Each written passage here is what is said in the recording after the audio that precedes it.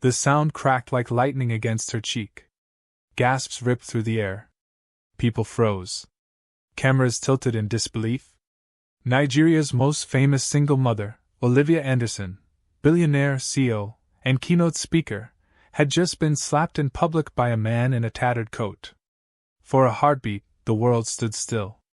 Her guards blinked, confused. Guests covered their mouths. Whispers hissed like snakes through the crowd. "How dare he?" someone muttered. Then crack. A bullet ripped into the glossy black SUV behind her. Glass shattered into a storm of glittering shards. Screams erupted. Another shot whistled past her ear. The same rough hand that had humiliated her now seized her wrist. "Down!" the man hissed. His voice was steady, calm, almost unreal in the chaos. Olivia stumbled, heels skidding on concrete, as the stranger dragged her behind a concrete pillar. Her heart hammered so violently it felt like it might burst out of her chest. The sting on her cheek still burned, but her lungs caught fire with the terrifying truth. The slap had saved her life. Bullets cracked again. Security men ducked, guns raised, eyes scanning rooftops. Guests scattered, tripping over themselves. A woman screamed, clutching her pearls. The man shoved Olivia lower, shielding her with his ragged frame. His breath smelled of dust and rain, his eyes steady in a way her $1,000,000 bodyguards were not. She stared at him, face trembling. Who was this stranger? Why had he touched her at all? And how had he known? Another shot rang out, farther this time. Engines roared in the distance. Sirens began to rise like angry wolves. The man's grip tightened on her wrist. His whisper cut through the chaos. "Move now. Stay low." And before Olivia Anderson could breathe, the billionaire everyone thought untouchable found herself crawling for her life, guided only by the man who had just slapped her in front of the world. Her hands shook on the wheel. The SUV's engine growled as it tore out of the parking lot, glass crunching under its tires. Sirens wailed behind them, voices shouting through radios, but Olivia Anderson heard only the echo of that slap and the bullets that followed. The man sat in the passenger seat, dirt clinging to his coat, eyes flicking to every mirror. He clipped his seatbelt with unsettling calm, as if being hunted was nothing new. Her voice cracked, sharp and furious. "Who are you?" He turned his face toward her, lined, weary, and strangely unafraid. "I'm sorry for the slap," he said quietly. "It was the only way." The words cut through her chest harder than his hand ever had. The sting on her cheek felt different now, a mark that had saved her life. She swallowed, fingers tightening on the steering wheel. The woman on the billboards outside, smiling with perfect confidence, looked nothing like the one trembling behind the glass tonight. She thought of her son waiting at home, of the speech she was supposed to give about courage, of the empire she had built with blood and sleepless nights.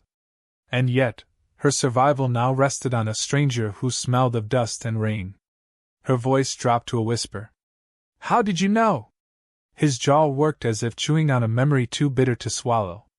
He kept his eyes on the mirrors. "I heard them," he said. "Last night. 2 men under the flyover. Talking about the parking lot, about you, about the moment to shoot. I didn't sleep. I washed. When you stepped out of the car, I shouted for you to go back. You didn't hear me. The gun lifted. I had no time to think. So I made you move." Silence filled the SUV. Her breath hitched. He had been invisible until tonight, and yet he had seen everything. Behind them, the convoy of guards scrambled, shouting into radios. They looked powerful but useless now, their bullets fired too late, their eyes scanning the wrong places. The stranger leaned closer, eyes narrowing at the rearview mirror. His voice dropped lower, calm but edged with warning. "They might follow." Olivia's heart sank.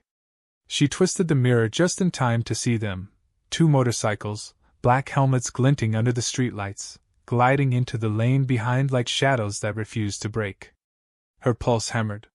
"They're coming." Simon's reply was soft, almost steady. "Then don't panic. Just keep driving." The narrow Lagos roads twisted like veins, choked with buses, hawkers, and honking cars. Olivia's knuckles turned white against the wheel. Every breath she took sounded too loud in her own ears. Behind them, the wail of sirens rose and fell, never close enough to comfort, never far enough to forget. "Stay steady," Simon murmured, his gaze locked on the mirrors. "Don't rush. If you panic, they'll box us in." His voice was calm, too calm, as if danger had been his companion for years. Olivia wanted to scream at him, to demand why a billionaire's life had been thrown into the hands of a man who owned nothing but a ragged coat. But instead, she gripped the wheel tighter and forced herself to follow his voice. The motorcycles drew closer, slicing through traffic with unnatural precision. One swerved to her side, visor tilted, keeping pace with her door. Her throat tightened. She saw the rider's hand slip inside his jacket. A flash of black steel caught the streetlight. "Gone!" Simon barked. Before Olivia could react, Simon rolled down his window. In one swift, desperate motion, he ripped the frayed bag from his shoulder, the only thing he owned, and hurled it with brutal force. The bag smashed into the rider's chest. The gun clattered to the tarmac. Tires screeched as the motorcycle wobbled, sparks flying as metal scraped against asphalt. Pedestrians screamed, scattering. Olivia's breath caught. That bag had been his life, his only shield, and he had thrown it away without hesitation. Her heart pounded, but her vision shifted. For the first time, she didn't see a beggar. She saw a protector, raw, reckless, unbreakable. The surviving bike swerved away, hesitating, just as flashing blue lights cut through the chaos. A police car surged past, siren blaring, forcing the rider to retreat into the shadows. Olivia's chest heaved as she pulled into the station gates, her SUV rattling with shattered glass and dust. Guards shouted, officers swarmed, and the heavy doors swung open. She slammed the brakes, hands trembling, cheeks still burning with the sting of that first slap. Simon sat beside her, empty-handed now, but steady as stone. And for the first time in her life, Olivia Anderson realized that her survival had nothing to do with money, power, or guards. It had everything to do with the man she had once dismissed as nothing. Whispers followed her like a storm cloud. Olivia Anderson, Billionaire CEO, strode into the police station with dust on her gown, broken glass glittering in her hair, and her cheeks still red from the slap that had just saved her life. Officers paused mid-step, eyes wide. Some bowed slightly, others whispered behind their hands. But the real shock wasn't her. It was the ragged man who walked in beside her. A beggar. A ghost of Lagos. And yet he walked shoulder to shoulder with one of the most powerful women in the country. The divisional police officer rushed forward, voice full of deference. "Madam Anderson, please, this way." He opened a private office door, but his eyes flickered toward the stranger. Doubt lingered there, sharp and clear. "Who is he?" the DPO asked carefully. Olivia's voice cut like steel. "He stays. If not for him, I would already be dead." The officer hesitated but obeyed. Inside, Olivia finally collapsed, her composure cracking as she rubbed her temples. The chandelier above buzzed faintly, casting hard shadows across the room. Simon stood in the corner, back straight, eyes scanning every corner as if the walls themselves could not be trusted. He looked out of place, stripped of his bag, but steady, always steady. The DPO cleared his throat. "We caught one of the shooters. 4 in rounds. This was no robbery. It was an assassination attempt." Olivia's pulse spiked. "I know. The question is, who sent them?" The officer's gaze shifted again to Simon, suspicion heavy. And that was when Simon finally spoke. His voice was low, rough, but unshaken. "I was once like you," he said, his eyes fixed on Olivia, not the DPO. "Respected. Successful. I had a wife. A daughter. A career at the bank. Numbers were my world. Until one lie erased everything." The room grew still. "They framed me. Said I moved money I never touched. My own friend signed the papers. They threw me into prison. By the time I came out, my wife had remarried. My daughter didn't even know my face. His words carried no tears, only the hollow weight of a man who had bled too long to cry anymore. Olivia's chest tightened. She saw in him a reflection of herself, betrayal, loneliness, the brutal price of being left to fight alone. She thought of her own son at home, the battles she had fought in boardrooms, the nights she cried where no one could see. The silence broke with the slam of a door. A junior officer stumbled in, face pale. Sir, the suspect. The one we caught. His voice cracked. He swallowed poison. He's dead. The DPO cursed under his breath, fists slamming the desk. Damn it! They silenced him. Olivia's stomach dropped. If her enemies could reach a gunman inside police custody, then nowhere was safe. And the only person she could trust was the man the world called invisible. Olivia's mansion glittered like a fortress under siege. Armed guards paced the gates with rifles slung across their shoulders, radios crackling through the humid night air. Camera flashes from news crews lit the street outside, catching the gold bangles on her wrist, the tension in her jaw. Inside, silence pressed against the marble walls.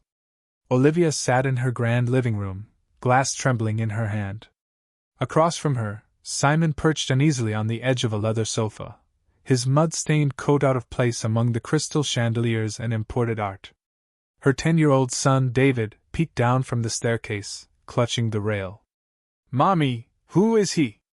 Olivia forced a smile, though her voice wavered. This man saved my life today. You must thank him. David walked slowly into the room, his small feet patting against the rug. Thank you, sir. For the first time, Simon's face softened. A faint smile touched his lips. You're welcome, my boy.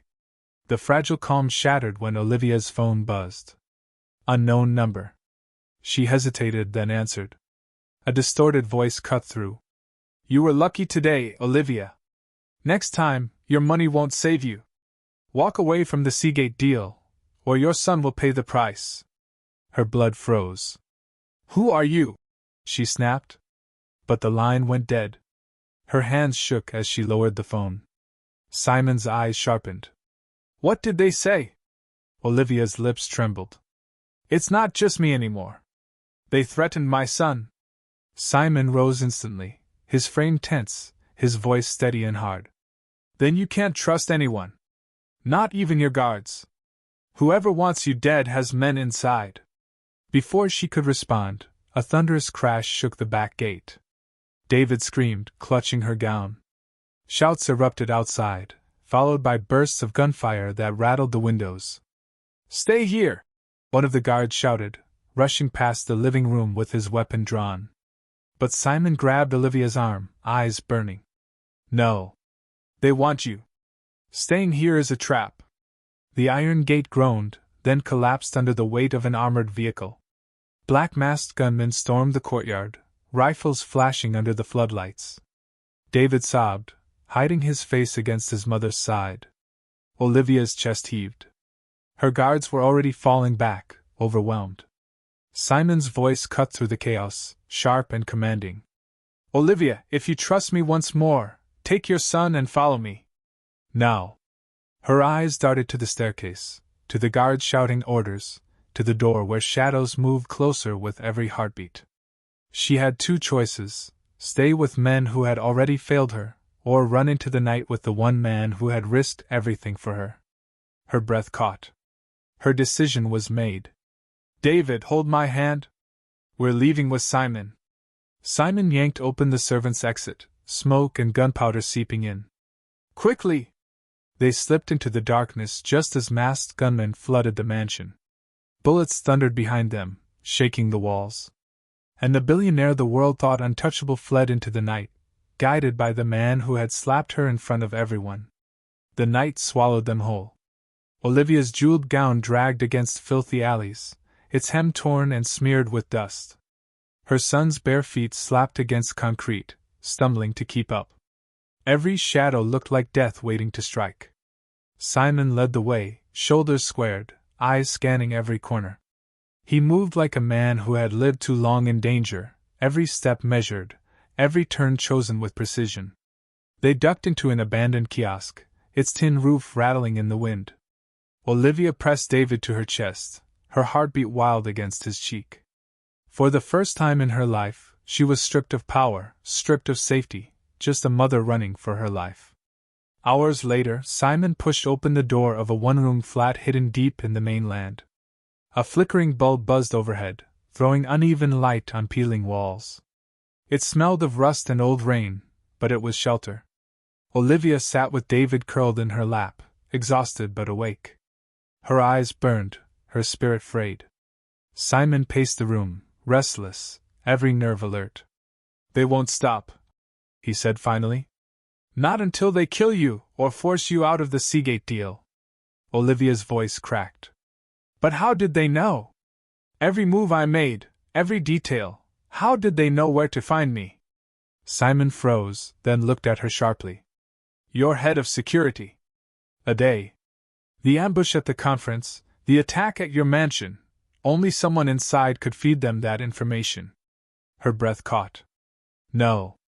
Not a day. I trusted him with my son." As if summoned by her disbelief, her phone buzzed. Aday's name glowed on the screen. Her hand trembled as she answered. "Madam, are you safe?" His voice was smooth, practiced. "Yes," she whispered. "Good. Stay hidden. We'll find who's behind this." But Simon's head tilted. His eyes narrowed. Something in the man's tone was wrong. He snatched the phone. "If you care so much, Aday, then tell me, how did the attackers know exactly when she'd arrive at the conference? How did they storm her mansion so easily?" Silence. Then the call cut. Olivia's stomach twisted. The truth crushed her chest. Aday, the man she paid to protect her son, had betrayed her. Simon's voice hardened. "He sold you out. Probably to your rival. You can't go back. Not now." Tears burned her eyes, but anger rose hotter. Betrayal wasn't new to her, but this one cut deepest. And outside, the city whispered its own version of the story. News channels screamed, "Gunmen attack Billionaire's mansion." Rumors spread like wildfire. Some claimed she staged it for sympathy.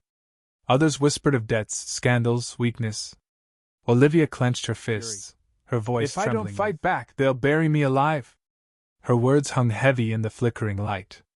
And Simon knew, the real battle had only just begun. "You want them to come? Good. Then we make them think they already won." Olivia's voice was low, sharp, no theatrics, just the cold edge of someone who had been pushed too far. She stood under the rusted rafters of an empty warehouse, the smell of oil and salt heavy in the air. Simon nodded, eyes never leaving the dark mouth of the loading bay. He moved like a man who slept with danger and woke with plans. They had baited the trap like a fisherman.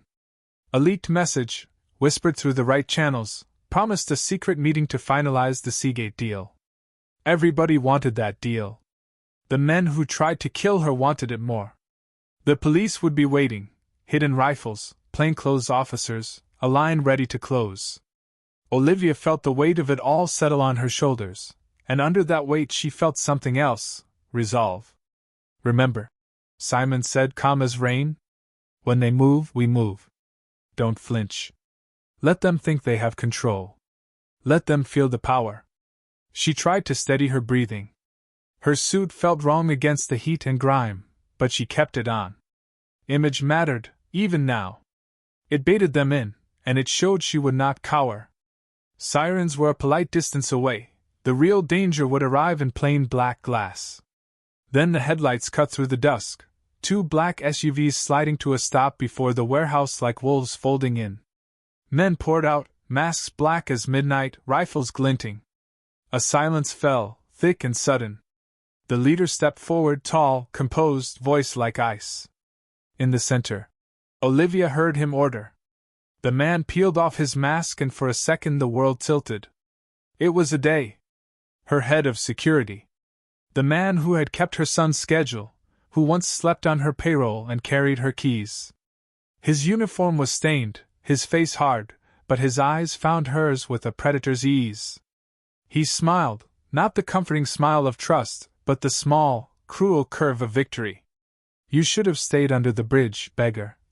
He spat, louder than necessary, the insult meant to wound Simon the most. He flicked his gun casually, like a man testing a toy. Around him, masked men shifted, their breaths fogging in the night air. Simon's hand tightened on the strap of his coat. Olivia felt the room shrink to a single line, the two men facing each other, history and betrayal wound into one breath. She tensed to speak, to call the police, to move. A sudden glare split the dark. Floodlights slammed on, white and blinding, slicing the night apart. Every shadow lurched into harsh daylight. At once, the air filled with the sound of boots, the metallic click of rifles raised, and the sharp, official voices she had ordered into place. The warehouse exploded into chaos. Gunfire cracked like thunder, bullets sparking off steel beams and ricocheting into crates. Olivia ducked low inside a bulletproof car, every shot rattling her bones. The windows shook under the barrage, but the armor held. She pressed her hands against the leather seat, whispering David's name like a prayer. Outside, shadows sprinted, rifles flashing in the white blaze of the floodlights. Police shouted orders, their return fire carving through the night. Masked gunmen fell, others scrambled for cover. Through the chaos, Simon moved. He lunged at Ade, tackling him hard into the concrete. Their weapons clattered away, leaving nothing but fists, elbows, and raw fury. You betrayed her. Simon roared, driving his fist into Ade's jaw. Blood sprayed. Ade spat, eyes gleaming with hatred. He swung back, smashing his knuckles into Simon's ribs. The sound was sickening, but Simon didn't break. He came again, relentless. Ade snarled through bloody teeth. Loyalty is for fools. We take what we can. His words dripped venom. Olivia heard them through the muffled glass, each syllable cutting deeper than any bullet. Simon's face twisted with rage. He grabbed Ade by the collar, his voice raw. She trusted you. Ade sneered. She was just another rich fool. That was the last word he spoke before Simon's fist came down like a hammer. Once. Twice. Ade's body slumped, his breath knocked out, his jaw slack. Around them, the police closed in fast. Masked men dropped rifles and raised hands. The survivors were shoved to their knees, handcuffs biting into wrists. The storm was breaking, the gunfire fading, replaced by the harsh pant of victory. Slowly, Olivia pushed open the armored car door. Her heels touched the ground with a soft crunch against broken glass. She rose from behind the shield, dust and smoke swirling in the harsh light. Her eyes found Simon, blood on his knuckles, chest heaving, standing over the man who had once been her protector. And in that moment, every whisper of betrayal, every rumor of weakness, every bullet meant to erase her narrowed into one truth. The beggar had fought harder for her life than anyone she had ever paid. She stepped closer, glass cracking beneath her heel, eyes locked on him. Flashes lit the hall like lightning. Olivia Anderson stood tall at the Seagate signing ceremony, her face calm, her words precise. Cameras shouted for her attention, microphones stretched forward, and the world saw a billionaire unshaken, victorious. She smiled, she spoke, she signed. On the surface, she looked untouchable. But when the crowd dispersed, when the lights dimmed, her thoughts drifted elsewhere. Not to contracts, not to profits, but to the man who had saved her life with nothing but instinct and courage. That evening, she left the marble towers of power and drove to a place no one expected to see her, the underside of a bridge. There he was. Simon. Cross-legged on the cold concrete, staring at the river of traffic above. Without his bag, without purpose, he looked smaller than she remembered. Forgotten. Invisible again. Simon, she called softly. He looked up, startled, rising quickly to his feet. Madam Anderson. She stepped closer, cutting him off with a quiet firmness. Don't call me madam. Call me Olivia. Confusion flickered in his eyes. She reached into her handbag and pulled out a set of keys, pressing them into his calloused hand. This is yours. A house. A second chance.